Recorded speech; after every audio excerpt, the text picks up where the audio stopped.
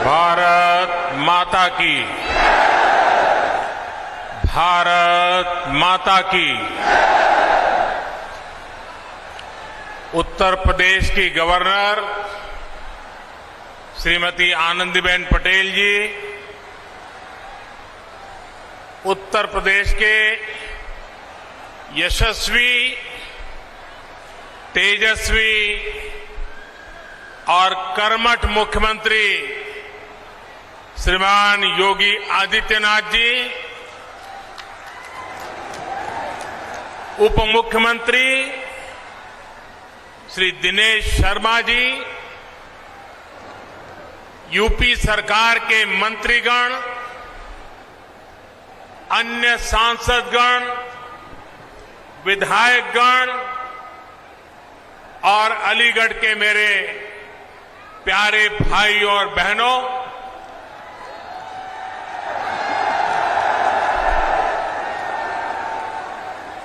आज अलीगढ़ के लिए, पश्चिमी उत्तर प्रदेश के लिए बहुत बड़ा दिन है। आज राधा अष्टमी भी है। ये अवसर आज के इस दिन को और भी पुनीत बनाता है। व्रज भूमि के तो कण कण में, रज रज में राधा ही राधा है।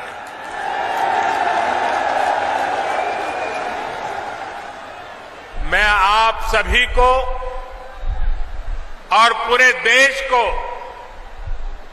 राधा अष्टमी की हार्दिक बधाई देता हूं। हमारा सौभाग्य है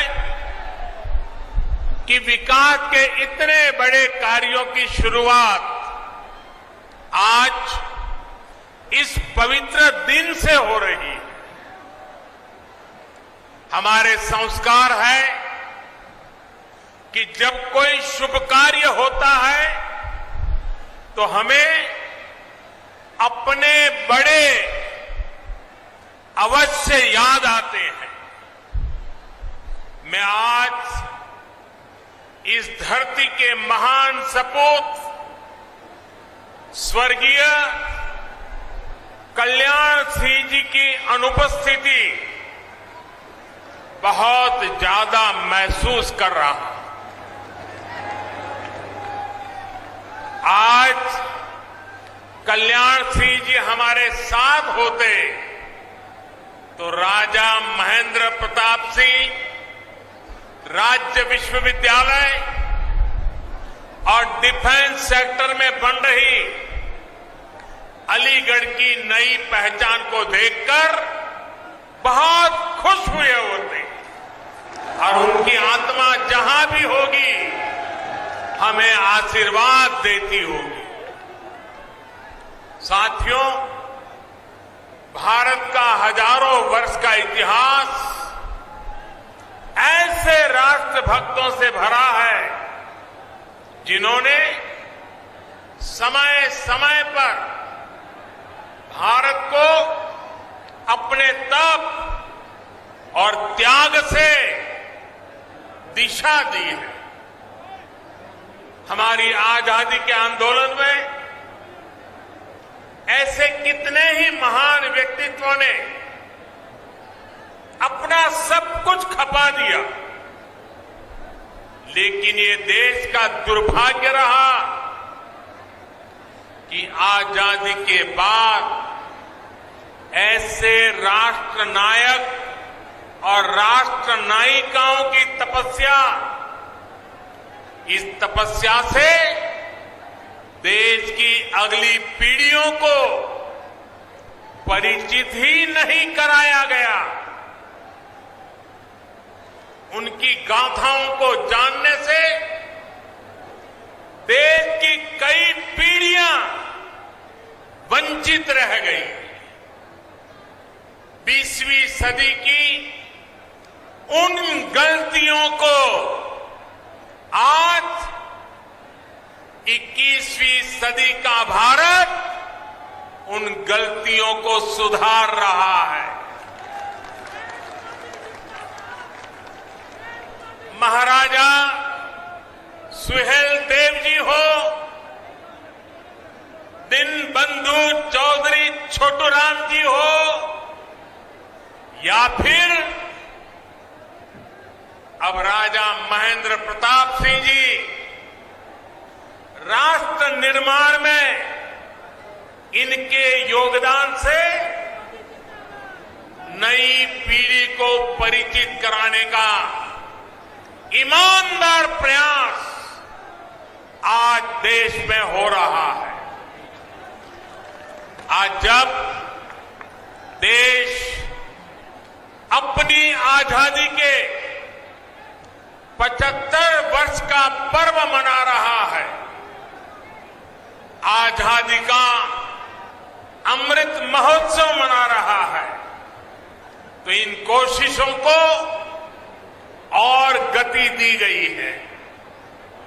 भारत की आजादी में राजा महेंद्र प्रताप सिंह ने उनके योगदान को नमन करने का ये प्रयास ऐसा ही एक पावन अवसर है।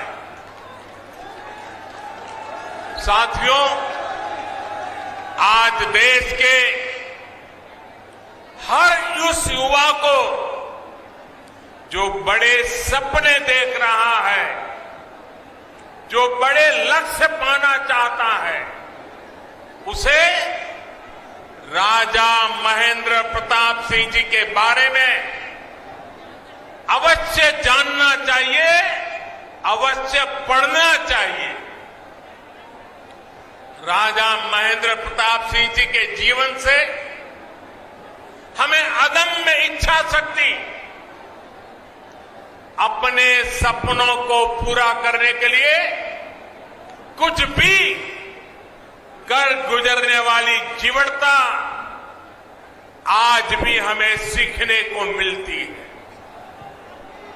वो भारत की आजादी चाहते थे और अपने जीवन का एक एक पल उन्होंने इसी के लिए समर्पित कर दिया था।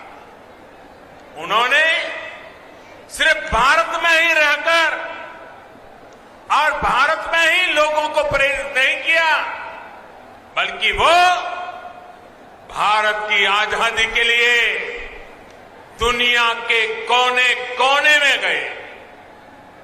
अफगानिस्तान हो, पोलैंड हो, जापान हो, दक्षिण अफ्रीका हो, अपने जीवन पर हर खतरा उठाते हुए वो भारत माता को बेड़ियों से आजाद करने के लिए जुटे रहे, जी जान से जुटे रहे, जीवन भर काम करते रहे। मैं आज के युवाओं से कहूंगा कि जब भी मेरे देश के युवाएं, मेरी इस बात को गौर से सुनिए, मैं देश के युवाओं को कहूंगा कि जब भी उन्हें कोई लक्ष्य कठिन लगे, कुछ मुश्किलें नजर आए, तो मेरा आपसे अनुरोध है वो आप राजा महेंद्र प्रताप सिंह जी को जरूर याद करना, आपका हौसला बुलंद हो जाएगा। राजा महेंद्र प्रताप सिंह जी जिस तरह एक लक्ष्य, एक निष्ठ होकर भारत की आजादी के लिए जुटे रहे, वो आज भी हम सबको प्रेरणा देता है। और साथियों, आज जब मैं आपसे बात कर रहा हूं तो मुझे देश के एक और महान स्वतंत्र सेनानी, गुजरात के सपूत श्यामजी कृष्ण वर्मा जी का भी स्मरण हो रहा है। प्रथम विश्व युद्ध के समय राजा महेंद्र प्रताप जी विशेष तौर पर श्यामजी कृष्ण वर्मा जी और लाला हरदयाल जी से मिलने के लिए यूरोप गए थे। उसी बैठक में जो दिशा तय हुई,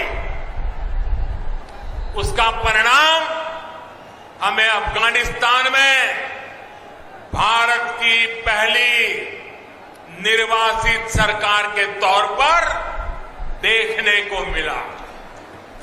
इस सरकार का नेतृत्व राजा महेंद्र प्रताप सिंह जी ने ही किया था। ये मेरा सौभाग्य था कि जब मैं गुजरात का मुख्यमंत्री था तो मुझे श्यामजी कृष्ण वर्मा जी की अस्थियों को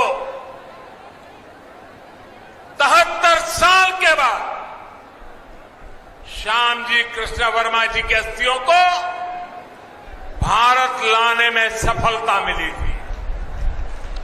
और अगर आप कभी कच्छ जाने का मौका मिले तो कच्छ के मांडवी में श्यामजी कृष्ण वर्मा जी का एक बहुत ही प्रेरक स्मारक है, जहां उनके अस्थि कलश रखे गए हैं। वो हमें मां भारती के लिए जीने की प्रेरणा देते हैं। आज देश के प्रधानमंत्री के नाते मुझे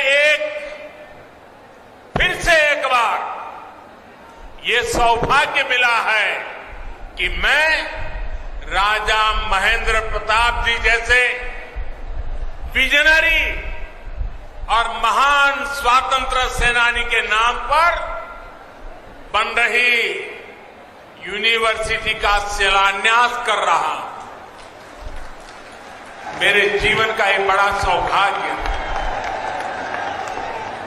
और ऐसे पवित्र अवसर पर आप इतनी बड़ी संख्या में आशीर्वाद देने आए।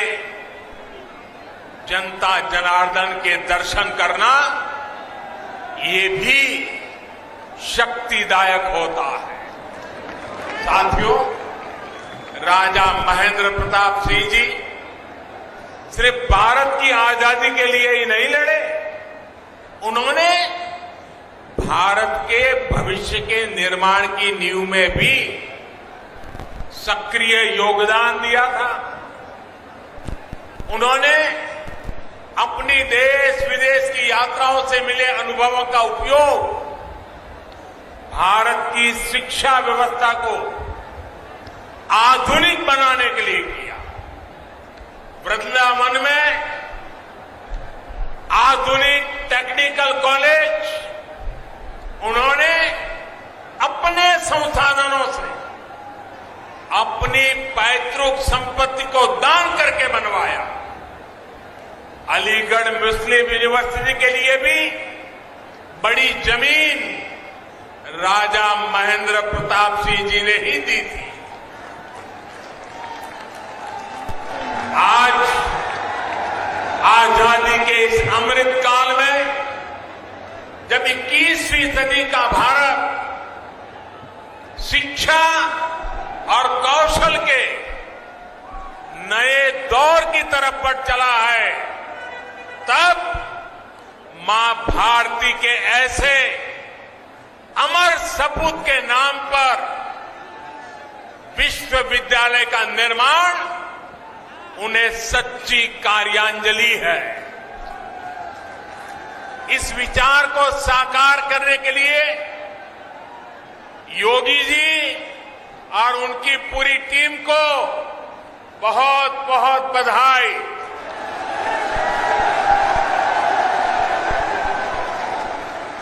साथियों, ये विश्वविद्यालय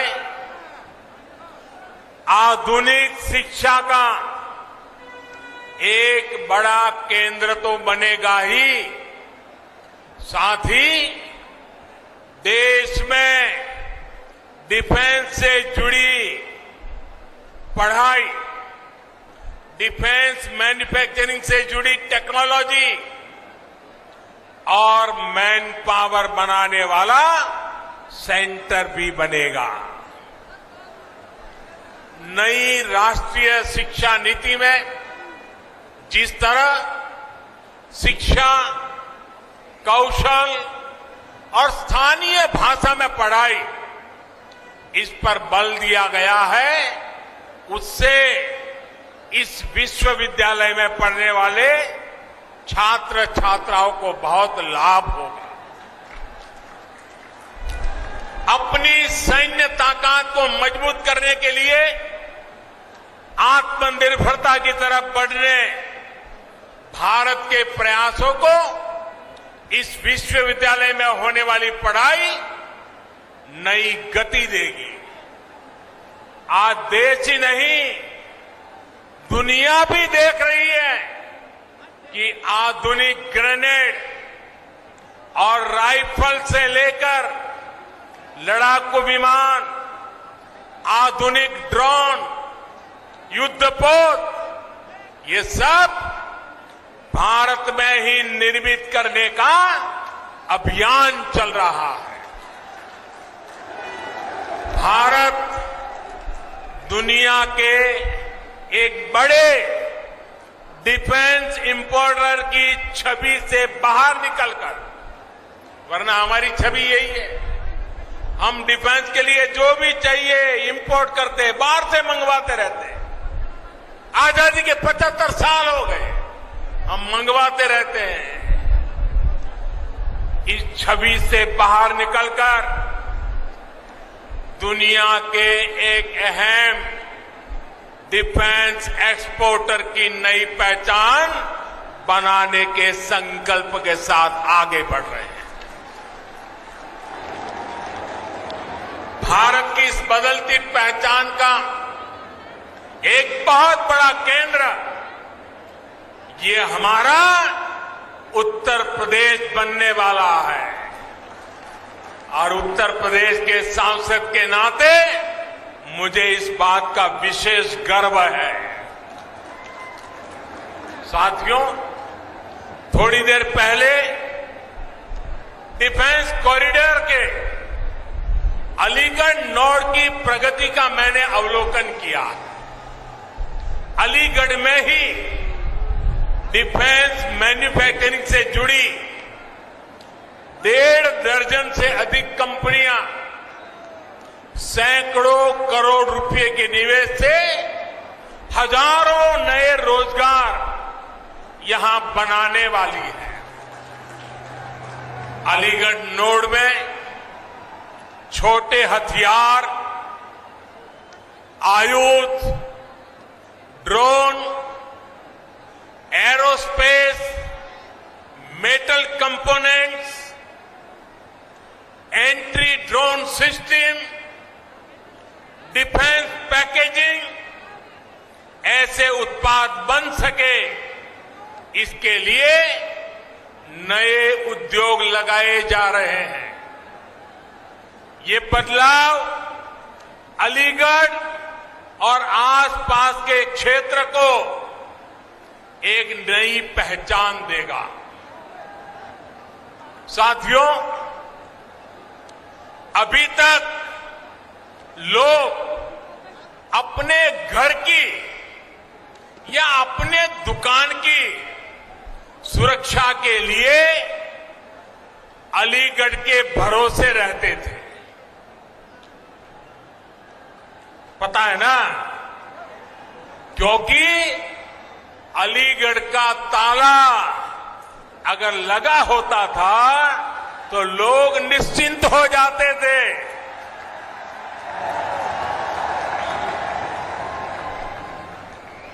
और मुझे आज बचपन की एक बात करने का मन कर रहा है। करीब 55-60 साल पुरानी बात है। हम बच्चे थे तो अलीगढ़ से ये ताले के जो सेल्समैन होते थे, एक मुस्लिम मेहरबान थे, वो हर 3 महीने हमारे गांव आते थे। अभी भी मुझे याद है वो काली जैकेट पहनते थे और सेल्समैन के नाते दुकानों में अपना ताला रख के जाते थे और 3 महीने के बाद आकर के पैसे ले जाते थे। गांव के अगल बगल के गांवों में भी व्यापारियों के पास जाते थे, उनको भी ताले देते थे। और मेरे पिताजी से उनकी बड़ी अच्छी दोस्ती थी और वो आते थे तो 4-6 दिन हमारे गांव में रुकते थे और दिन भर जो पैसे वो वसूल करके ले आते थे तो मेरे पिताजी के पास छोड़ देते थे और मेरे पिताजी उनके पैसों को संभालते थे और 4-6 दिन के बाद जब वो मेरा गांव छोड़ करके जाते थे तो मेरे पिताजी से वो सारे पैसे लेकर के फिर वो अपना ट्रेन से निकल जाते थे। और हमने बचपन में 2 शहरों उत्तर प्रदेश के बड़े परिचित रहे, एक सीतापुर और दूसरा अलीगढ़। हमारे गांव में अगर किसी को आंख की बीमारी में ट्रीटमेंट करनी है तो हर कोई कहता था सीतापुर जाओ। हम ज्यादा समझते नहीं थे लेकिन सीतापुर शब्द सुनते थे। और दूसरा, इस महाशय के कारण अलीगढ़ बार बार सुनते थे। लेकिन साथियों, अब अलीगढ़ के रक्षा उपकरण भी, कल तक जो अलीगढ़ ताले के जरिए घरों की दुकानों की रक्षा करता था, वो 21वीं सदी में ये मेरा अलीगढ़ हिंदुस्तान की सीमाओं की रक्षा करने का काम करेगा।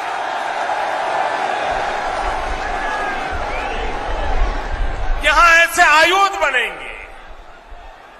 1 डिस्ट्रिक्ट 1 प्रोडक्ट योजना के तहत यूपी सरकार ने अलीगढ़ के तालों और हार्डवेयर को एक नई पहचान दिलाने का काम किया है। इससे युवाओं के लिए, एमएसएमईज के लिए नए अवसर तैयार हो रहे हैं। अब डिफेंस इंडस्ट्री के जरिए भी यहां के मौजूदा उद्यमियों को, एमएसएमईज को विशेष लाभ होगा और नए एमएसएमईज के लिए प्रोत्साहन भी प्राप्त होगा। जो छोटे उद्यमी हैं, उनके लिए भी डिफेंस कॉरिडोर का अलीगढ़ नोड नए मौके बनाएगा। भाइयों और बहनों, डिफेंस कॉरिडोर के लखनऊ नोड में दुनिया की सबसे बेहतरीन मिसाइल में से एक ब्रह्मोस का निर्माण भी प्रस्तावित है। इसके लिए अगले कुछ सालों में 9,000 करोड़ रुपए निवेश किए जा रहे हैं। झांसी नोड में एक और मिसाइल मैन्युफैक्चरिंग से जुड़ी बहुत बड़ी महत्वपूर्ण यूनिट लगने का प्रस्ताव है। यूपी डिफेंस कॉरिडोर ऐसे ही बड़े निवेश और रोजगार के बहुत बड़े अवसरों को लेकर के आ रहा है। साथियों, आज उत्तर प्रदेश देश और दुनिया के हर छोटे बड़े निवेशक के लिए बहुत आकर्षक स्थान बनता जा रहा है। ये तब होता है जब निवेश के लिए जरूरी माहौल बनता है, जरूरी सुविधाएं मिलती है। आज उत्तर प्रदेश डबल इंजन सरकार के डबल लाभ का बहुत बड़ा उदाहरण है। योगी जी और उनकी पूरी टीम ने सबका साथ, सबका विकास, सबका विश्वास के मंत्र पर चलते हुए उत्तर प्रदेश को नई भूमिका के लिए तैयार किया है। अब सबके प्रयास से इसे और आगे भी बढ़ाना है। समाज में विकास के अवसरों से जिनको दूर रखा गया, ऐसे हर समाज को शिक्षा और सरकारी नौकरियों में अवसर दिए जा रहे हैं। आज उत्तर प्रदेश की चर्चा बड़े इंफ्रास्ट्रक्चर प्रोजेक्ट और बड़े फैसलों के लिए होती है। पश्चिमी उत्तर प्रदेश तो इसका एक बहुत बड़ा लाभार्थी है। ग्रेटर नोएडा में इंटीग्रेटेड इंडस्ट्रियल टाउनशिप का निर्माण, मल्टी मॉडल लॉजिस्टिक्स हब, जेवर international airport, Delhi Meerut regional rapid transit system, metro connectivity, आधुनिक हाईवे और एक्सप्रेसवे, ऐसे अनेक काम आज पश्चिमी उत्तर प्रदेश में हो रहे हैं। यूपी में चल रहे ये हजारों करोड़ रुपए के प्रोजेक्ट आने वाले वर्षों में भारत की प्रगति का बड़ा आधार बनेंगे। भाई और बहनों, मुझे आज ये देखकर बहुत खुशी होती है कि जिस यूपी को देश के विकास में एक रुकावट के रूप में देखा जाता था, वही यूपी आज देश के बड़े अभियानों का नेतृत्व कर रहा है। शौचालय बनाने का अभियान हो, गरीबों को अपना पक्का घर देना हो, उज्ज्वला के तहत गैस कनेक्शन हो, बिजली कनेक्शन हो, पीएम किसान सम्मान निधि हो, हर योजना, हर मिशन में योगी जी के यूपी ने देश के लक्ष्यों को हासिल करने में अग्रणी भूमिका निभाई है। वरना मुझे तो याद है, वो दिन मैं भूल नहीं सकता हूं, जब 2017 से पहले गरीबों की हर योजना में यहां रोड़े अटकाए जाते थे। एक एक योजना लागू करने के लिए दर्जनों बार केंद्र की तरफ से चिट्ठी लिखी जाती थी, लेकिन यहां उस गति से काम नहीं होता था। ये मैं 2017 के पहले की बात कर रहा हूं। जैसे होना चाहिए था वैसा नहीं होता था। साथियों, यूपी के लोग भूल नहीं सकते कि पहले यहां किस तरह के घोटाले होते थे, किस तरह राजकाज को भ्रष्टाचारियों के हवाले कर दिया गया था। आज योगी जी की सरकार पूरी ईमानदारी से यूपी के विकास में जुटी हुई है।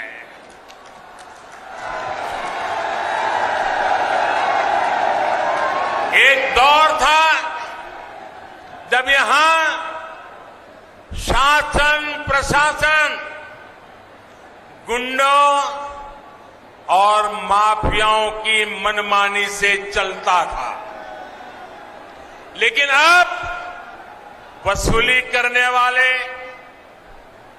माफिया राज चलाने वाले सलाखों के पीछे है। मैं पश्चिम उत्तर प्रदेश के लोगों को विशेष तौर पर याद दिलाना चाहता हूं, इसी क्षेत्र में 4-5 साल पहले परिवार अपने ही घरों में डर करके जीते थे।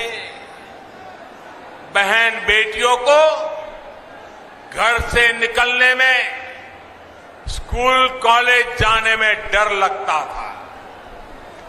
जब तक बेटियां घर वापस न आए, माता पिता की सांसें अटकी रहती थी। जो माहौल था उसमें कितने ही लोगों को अपना पुश्तैनी घर छोड़ना पड़ा, पलायन करना पड़ा।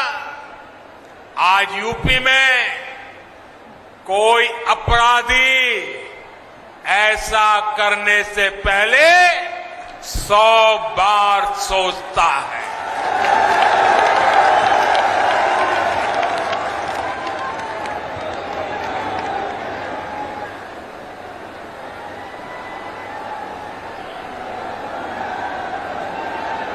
योगी जी की सरकार में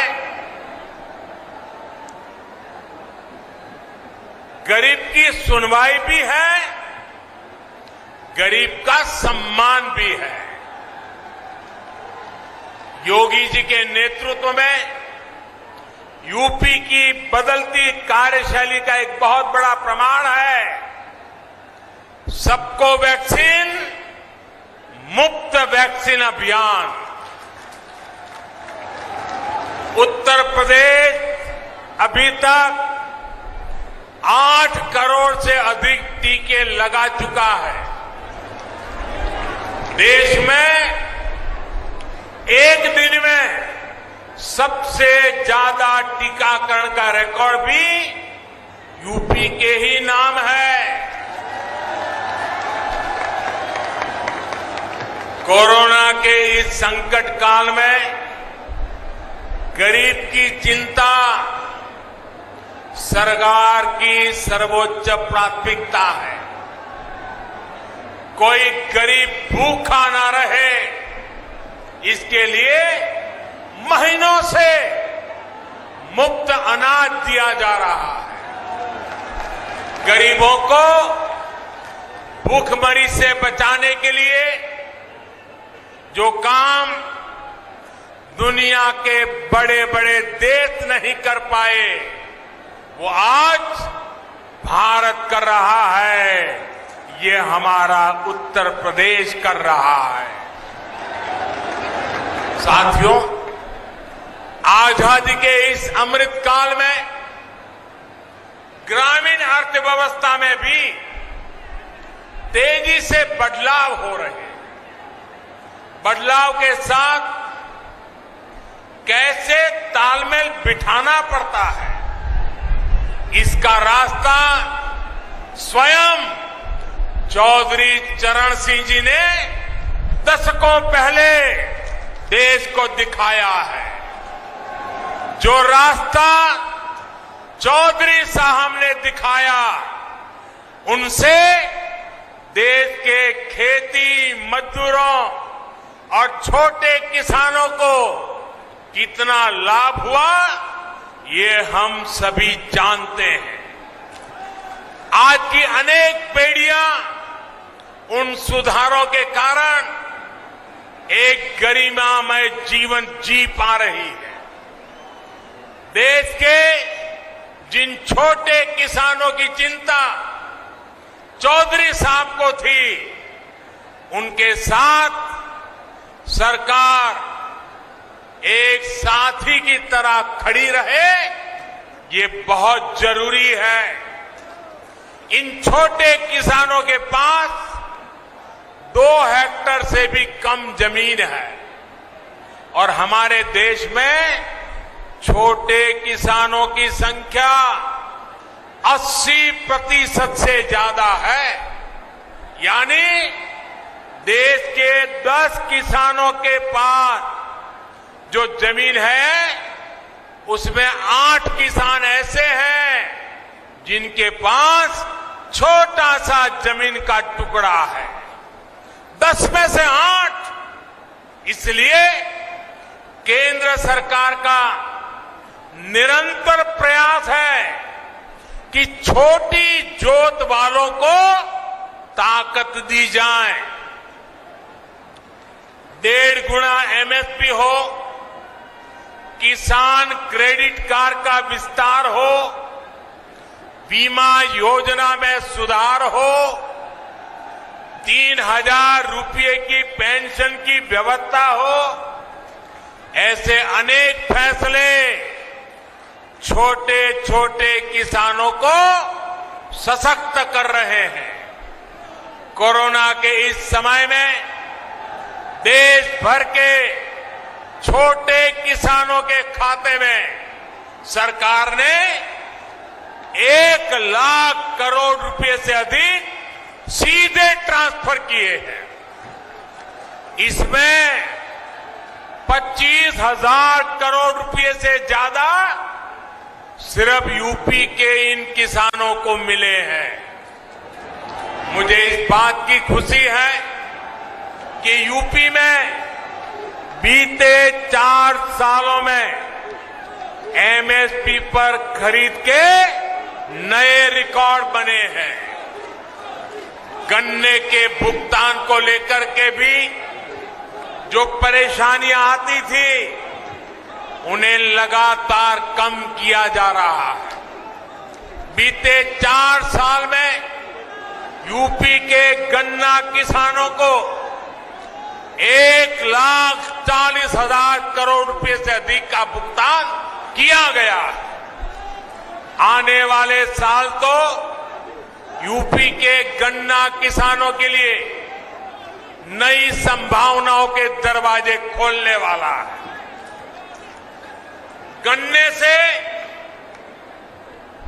जो इथेनॉल बनता है, बायोफ्यूल बनता है, उसका उपयोग ईंधन में बढ़ाया जा रहा है। इसका बड़ा लाभ पश्चिम यूपी के गन्ना किसानों को भी होने वाला है। साथियों, अलीगढ़ समेत पूरा पश्चिमी उत्तर प्रदेश आगे बढ़े, इसके लिए योगी जी की सरकार और केंद्र सरकार कंधे से कंधा मिलाकर दिन रात मेहनत कर रही है। हमें मिलकर इस क्षेत्र को और समृद्ध करना है।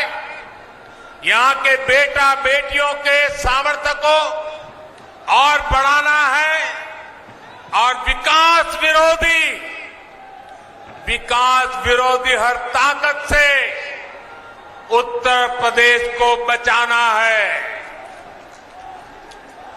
राजा महेंद्र प्रताप सिंह जैसे राष्ट्र नायकों की प्रेरणा से हम सभी अपने लक्ष्यों में सफल हो, इसी कामना के साथ आप इतनी बड़ी तादाद में आशीर्वाद देने आए। मुझे आप सबके दर्शन का सौभाग्य मिला, इसके लिए आपका धन्यवाद भी करता हूं, बहुत बहुत शुभकामनाएं देता हूं। दोनों हाथ ऊपर करके मेरे साथ बोलना है। मैं कहूंगा, राजा महेंद्र प्रताप सिंह, आप दोनों हाथ ऊपर करके बोलेंगे, अमर रहे, अमर रहे। राजा महेंद्र प्रताप सिंह, राजा महेंद्र प्रताप सिंह, राजा महेंद्र प्रताप सिंह, राजा महेंद्र प्रताप सिंह, राजा महेंद्र प्रताप सिंह। भारत माता की। बहुत बहुत धन्यवाद।